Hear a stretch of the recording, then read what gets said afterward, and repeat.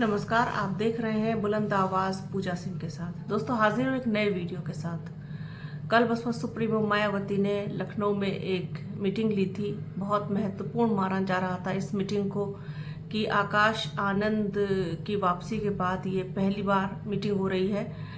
शायद आकाश आनंद को कुछ जिम्मेदारियां दे दी जाएंगी और चूंकि अब उनकी पार्टी में वापसी हो चुकी है तो क्या उनको नया कोई पद मिलेगा या कोई नई जिम्मेदारी मिलेगी, इस तरीके के तमाम कयास लगाए जा रहे थे।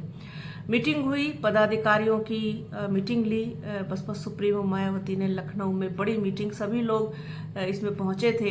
प्रदेश अध्यक्ष विश्वनाथ पाल सहित जितने भी और पदाधिकारी हैं वो सब इस मीटिंग में हिस्सा लेने के लिए लखनऊ पहुंचे। और उसके बाद जो बात निकल करके सामने आई वो ये थी कि पार्टी को और ज्यादा मजबूत करने के लिए 5 महीनों के अंदर पार्टी में एक ऐसा बूम दिखना चाहिए, एक ऐसा बूस्टअप दिखना चाहिए कि जो नजर आए धरातल पर, जमीन पर। इस तरीके के निर्देश दिए हैं बसपा सुप्रीमो मायावती ने अपने पदाधिकारियों को। क्या कुछ कहा है तफसील से आपको बताऊंगी, लेकिन जिस चीज की उम्मीद की जा रही थी कि क्या आकाश आनंद को कोई नई जिम्मेदारी देंगी बसपा सुप्रीमो मायावती, वो फिलहाल नहीं हुआ है। ऐसा कुछ भी अभी नहीं हुआ है, उनको कोई जिम्मेदारी फिलहाल नहीं दी गई है। लेकिन क्या है पूरा मामला वो भी आपको बताऊंगी। साथ ही साथ बड़े फेरबदल भी हुए हैं। एक नया राष्ट्रीय कोऑर्डिनेटर बनाया गया है। साथ ही साथ जो एक पूर्व सांसद थे नगीना से, उनकी भी वापसी हुई है, वो भी आपको बताऊंगी। बसपा सुप्रीमो मायावती ने एक और नेशनल कोऑर्डिनेटर नियुक्त किया है।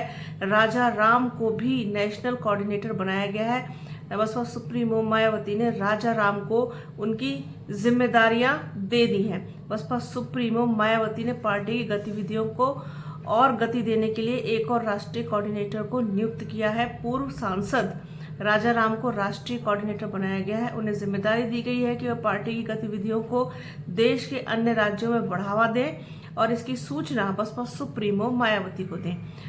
बसपा सुप्रीमो मायावती ने आकाश आनंद को हटाने के बाद रामजी गौतम को राष्ट्रीय कोऑर्डिनेटर बनाया था।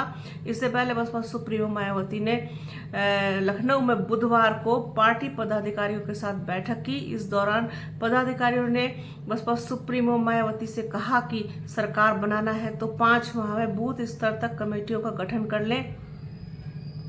काशीराम के समय की तरह की जमीन पर अगर संगठन दिखने लगेगा तो हमें सरकार बनाने से कोई नहीं रोक पाएगा। साफ मैसेज, साफ संदेश बसपा सुप्रीमो मायावती का अपने सभी पदाधिकारियों को कि 5 महीने में बूथ स्तर तक की कमेटियों का गठन कर लें, बना लें, तैयार कर लें खुद को। अगर संगठन जो है वो जमीन पर दिखने लगा तो फिर 2027 की राह बसपा के लिए आसान होगी। उन्होंने आकाश आनंद को लेकर के भी स्थिति साफ की। उन्होंने कहा कि वह माफी मांगने आए थे तो इसलिए पार्टी में उनको वापस ले लिया गया है, लेकिन अभी कोई जिम्मेदारी देने नहीं जा रही हूं। उन्होंने नसीहत देते हुए कहा कि यूपी और उत्तराखंड की सरकारें धर्म को कर्म नहीं बल्कि कर्म को धर्म मानकर काम करें।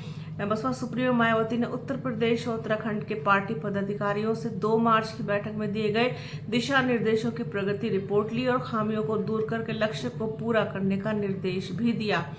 यह सरकार कुछ क्षेत्र व समूह विशेष के लिए समर्पित है। दलित समाज के वोटों के स्वार्थी खातिर डॉक्टर BR अम्बेडकर को उनकी जयंती आदि पर याद करने की होड़ सी लगी रही, लेकिन उनके अनुयायियों को प्रताड़ित करना साबित करता है कि यह सिर्फ और सिर्फ एक छलावा है। ऐसा कहा बसपा सुप्रीमो मायावती ने कल की मीटिंग में। और उत्तर प्रदेश की सरकार पर उन्होंने आरोप लगाया है कि वो अपना कर्म पूरी तरीके से ईमानदारी के साथ नहीं निभा रही है। कर्म को धर्म नहीं बल्कि धर्म को कर्म मान रही है। और दलित समाज का जिस तरीके से लगातार उत्पीड़न हो रहा है, शोषण हो रहा है, वो कहीं ना कहीं इस बात को दर्शाता है कि दलित समाज का वोट तो सबको चाहिए लेकिन उनकी फिक्र और चिंता किसी को नहीं है। साथ ही साथ 2027 को लक्ष्य मानकर बसपा सुप्रीमो मायावती ने जो निर्देश दिए हैं उनका भी सख्ती के साथ पालन करने को कहा गया है। और प्रगति रिपोर्ट भी ली है, समीक्षा भी की है। पिछले काफी समय से लगातार मीटिंग्स के जरिए एक्टिव दिखाई दे रही है बसपा सुप्रीमो मायावती। और आगे आने वाले समय में और इन चीज़ों में तेजी आएगी, इन चीज़ों में सक्रियता आएगी, इससे भी इनकार नहीं किया जा सकता। फिलहाल आकाश आनंद को कोई जिम्मेदारी, कोई पद नहीं दिया गया है, सिर्फ और सिर्फ उनकी पार्टी में वापसी हुई है। इस चीज़ को बिल्कुल क्लियर कर दिया बसपा सुप्रीमो मायावती ने कि किसी भी तरीके का कोई पद उनको नहीं दिया है, ना ही मैं देने जा रही हूँ। और जैसे कि वो अपने ट्वीट में पहले ही इस चीज़ को क्लियर कर चुकी हैं कि जब तक वो स्वस्थ हैं तब तक किसी का भी उत्तराधिकारी बनाने का कोई सवाल पैदा नहीं होता। अपनी पूरी तरीके से एक रणनीति को वो बदल चुकी हैं, जो उन्होंने पहले किया था, कहा था, उन सब चीज़ों से अब फिलहाल वो दूर दिखाई दे रही हैं। तो बसपा सुप्रीमो मायावती की जो योजनाएं हैं, जो नीतियां हैं, वो सिर्फ और सिर्फ वही जानती है कि आगे आखिरकार वो करने क्या जा रही हैं। लेकिन इतना तो तय है कि बसपा मजबूती के साथ वापसी करना चाहती है 2027 में। उसके सामने करो या मरो जैसी स्थिति है। पार्टी को मजबूत संगठन चाहिए। संगठन के लिए कार्यकर्ताओं का समर्पित होना बहुत ज़रूरी है। पदाधिकारियों का ठीक से काम करना, प्रगति की रिपोर्ट बनाना और समीक्षा करना, ये सारी चीज़ें इसमें शामिल हैं। जब तक संगठन मजबूत नहीं होगा तब तक किसी भी हाल में बसपा मजबूत नहीं हो सकती। ये तो तय है। ये बात तो हम बहुत पहले से अपने तमाम उन सारे वीडियोस में कहते आए हैं जिसमें बसपा की वापसी का जिक्र हुआ है।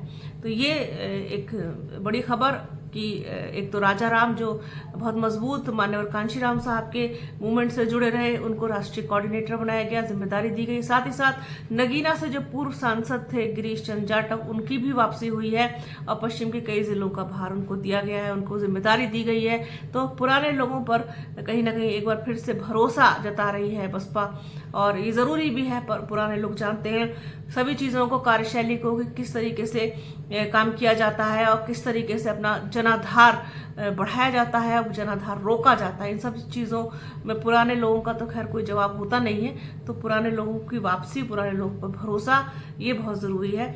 तो वही करती हुई दिखाई दे रही है फिलहाल बसपा। और बसपा सुप्रीमो मायावती के साफ दिशा निर्देश, साफ आदेश कि संगठन को मजबूत किया जाए। तो ये एक बड़ी खबर, सोचा अपने दर्शकों के साथ इसको शेयर किया जाए। बने रहिए हमारे चैनल के साथ। हमारे चैनल को लाइक कीजिए, शेयर कीजिए, सब्सक्राइब कीजिए, बेल आइकन घंटी जैसी आकृति जरूर दबाइएगा, जिससे कि आने वाले वीडियो का नोटिफिकेशन आपको मिल सके। वीडियो को प्लीज़ पूरा देखिएगा, ज़्यादा से ज़्यादा शेयर कीजिएगा। अपना और अपनों का बहुत ख्याल रखिए। जल्द मिलूंगी आपसे एक नए वीडियो में, एक नए मुद्दे के साथ, एक नई चर्चा में। तब तक के लिए जय हिंद।